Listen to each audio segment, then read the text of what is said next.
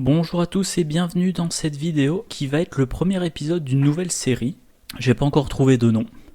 Quand j'aurai le nom, j'insérerai quelque part, de toute façon vous verrez le nom de la vidéo. Dans cette série, je vais pas faire du déballage de packs, du redéballage de packs, des decks. J'ai fait je sais pas combien de vidéos de decks récemment. Ces 2-3 derniers jours, j'en ai fait pas mal, j'ai de quoi tenir pendant des mois et des mois. Si je publie une vidéo de deck par mois. Non, je vais faire des petites vidéos beaucoup plus courtes. Alors court, moi j'ai un peu du mal quand même, faut le reconnaître. Donc je sais pas si court ça sera 5 minutes ou 15 minutes. Mais des vidéos à chaque fois centrées sur une carte. Il y a des cartes qui pour moi sont évidentes. Des cartes voilà, qui sont... Alors auto-include, non. Mais qui vont être très fréquemment utilisées dans mes decks. À condition qu'ils remplissent une certaine fonction.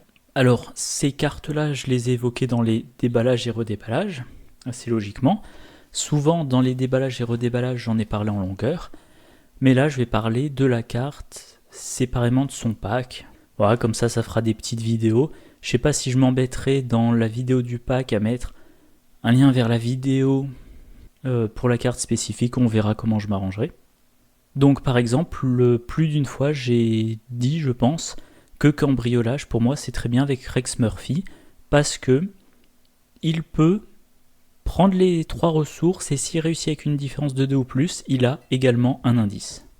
De la même façon, j'ai dit que Maître Charles Ross, c'était bien pour Rex Murphy, parce que, grâce à cambriolage, il a des ressources, et il peut payer les objets de l'autre ou des autres investigateurs du groupe.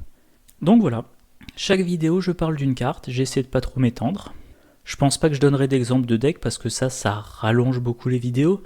Et une fois que je vous ai dit que dans tous mes decks gardiens solo ou duo, je mets une machette, bon bah voilà, c'est dit. Si je fais un deck gardien solo ou duo, il y a une machette. Les vidéos, dans quel ordre je les fais ? Je pense tout simplement que je vais faire dans l'ordre de parution des cartes. Alors, je fais pas les investigateurs. Je fais pas les cartes avantages et faiblesses des investigateurs. Je fais les cartes joueurs autres. Donc là, mauvais cadrage. Là, vous avez la boîte de base. Bon, si je regarde, par exemple, dans l'ordre, la première carte, c'est le 45 automatique. Là, je vais pas faire de vidéo. Le 45 automatique, qu'est-ce qu'il y a à dire ? Bon, il fait ce qu'on attend d'une arme, c'est-à-dire plus 1 en force et plus 1 dégâts. Par contre, il n'y a que 4 munitions. Mais il y a des ennemis qui sont plus sensibles aux armes à feu qu'aux armes de corps à corps. Conclusion, le 45 automatique, c'est bien. C'est pas très bien, c'est ce qu'on veut, mais ça marche que 4 fois, ou alors faut le recharger. En plus de ça, le 45 automatique, je vais le mettre dans certains decks. Pour un gardien qui a une force de base de 4, il tire avec le 45 automatique, il tire avec une force de 5. Alors que Mark Harrigan, qui a déjà 5 de force, je vais plutôt lui donner un 32. Parce que le 32 a plus de munitions tout en coûtant moins cher. Mark Harrigan, quand il tire avec le 32, il tire avec une force de 5, il fait 2 dégâts et il peut tirer 6 fois. Donc le 45 automatique, c'est pas un choix intéressant. Enfin, pour ma série, je veux dire, pour ma série de vidéos. Pareil, entraînement physique, pas grand chose à dire. Bon, vous dépensez une ressource, plus en volonté ou plus en force. Est-ce que c'est indispensable ? Non. Est-ce que je le mets dans tous mes decks ? Loin de là. Par contre, le flic en patrouille, et voilà, je crois que j'ai ma première carte. Voilà, donc cette vidéo-là, je l'appellerai peut-être épisode 000 ou présentation, je ne sais pas encore. Et le flic en patrouille, je pense que ça sera la vidéo 001. Ensuite, premier soin, du soin, ouais, la carte de niveau 0 est pas géniale. La carte de niveau, la carte améliorée, qui est niveau 3, ok, c'est autre chose. Mais la carte de niveau 0, non. La carte de même premier soin de niveau 3, je le mets que dans quelques decks. Alors que le flic en patrouille, tous mes decks, gardien, combattant, je mets le flic en patrouille niveau 0 et rapidement je passe au flic en patrouille niveau 2. Flic en patrouille niveau 0, il n'est pas génial, mais il n'est pas inutile, alors que le niveau 2 est vraiment super. Qu'est-ce qu'il y a d'autre ? Je regarde rapidement. La machette. Voilà, c'est pareil, la machette... elle est indispensable pour un gardien combattant, mais à côté de ça, il n'y a rien à en dire. On lit le texte, plus 1 en force, plus 1 dégâts si l'ennemi attaqué il se l'engage avec vous. Il n'y a pas besoin d'analyse. Vous êtes engagé avec un seul ennemi, ben vous l'attaquez à la machette, et c'est efficace, point.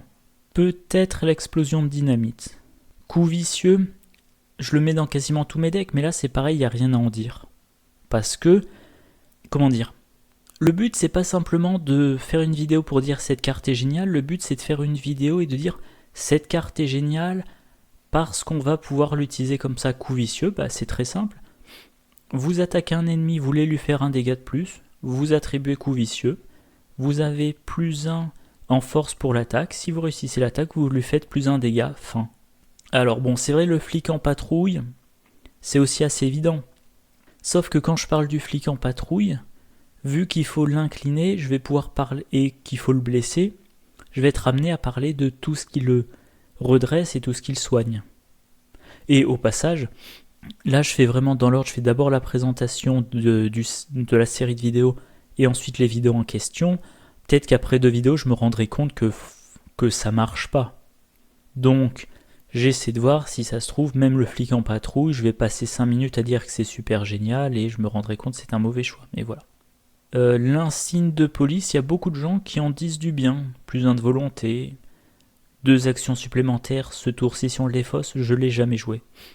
En fait, je pense que cette carte-là, chez moi, a souffert d'un problème qu'on peut rencontrer quand on commence un JCE après le début, c'est que on se retrouve avec un grand pool de cartes. Moi, j'ai dû en parler sur le forum non officiel. J'ai testé la boîte de base, j'étais pas du tout convaincu, j'ai vraiment pas aimé, j'étais sur le point de la revendre. Et suite à un problème de communication, dans un premier temps, j'avais mis Horror Arkham sur ma liste de cadeaux potentiels. Je voulais le retirer, il y a eu un problème de communication, les gens n'ont pas eu ma liste rectifiée, et je me suis retrouvé qu'en cadeau de Noël, plein de packs pour Horror Arkham. Donc je me suis dit, je redonne une chance au jeu, j'ai acheté la boîte de Dunwich. Pas très longtemps après, je crois que ou peut-être même en même temps, j'ai racheté un deuxième exemplaire de la boîte de base. Et là, j'avais toutes les cartes joueurs. J'avais toutes les cartes joueurs de la boîte de base, tout le cycle de Dunwich, et aussi, je crois, un tout petit peu de Carcosa. Et un signe de police chez moi est passé complètement sous le radar. Si j'avais beaucoup joué avec rien que la boîte de base, en 1 ou 2 exemplaires, peut-être que je l'aurais beaucoup joué, mais là, en l'occurrence, non. Flic en patrouille niveau 2, fusil de chasse, c'est quand même... bon, c'est pas génial. La loupe. Alors là, pour le coup, la loupe, je ferai peut-être une vidéo spécifiquement sur la loupe de niveau 1, parce que sur le forum non officiel, alors si je me souvenais du pseudo de la personne, je la nommerais, mais là, en l'occurrence, je m'en souviens plus, on m'a fait remarquer que la loupe pouvait permettre de faire des combos, la loupe de niveau 1, alors je vais vous la montrer. Voilà, la loupe de niveau 1, elle coûte 0, ok, rapide, donc ça prend pas d'action de la jouer. Et il y a une action rapide, s'il n'y a pas d'indice dans votre lieu, renvoyez la loupe dans votre main.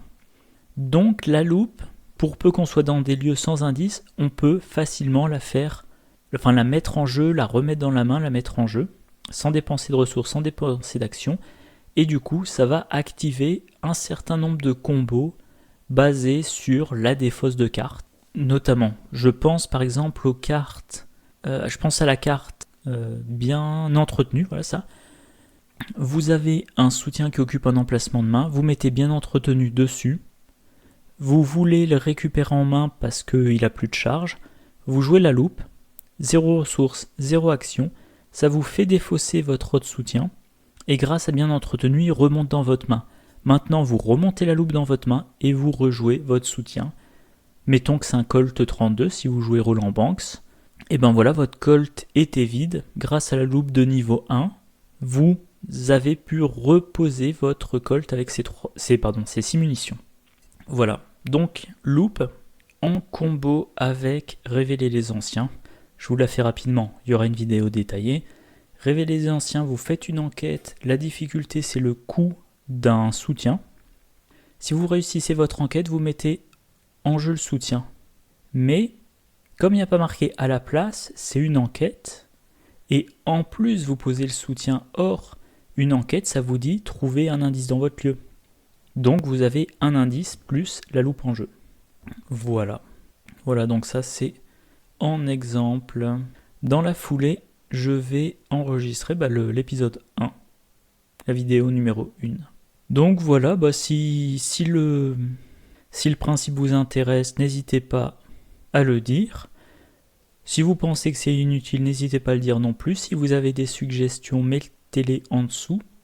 Sachant que si je suis le planning que j'ai en tête, à savoir une vidéo par semaine et sur un mois, une vidéo de déballage ou de redéballage, une vidéo de présentation de deck, j'ai déjà oublié la suite.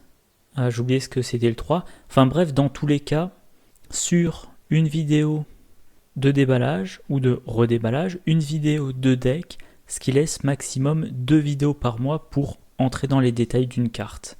Donc si vous me suggérez 10 noms de cartes à analyser, ok, ça prendra 5 mois. Voilà. Bon, je vous souhaite une bonne journée, je vous dis à la prochaine. Au revoir.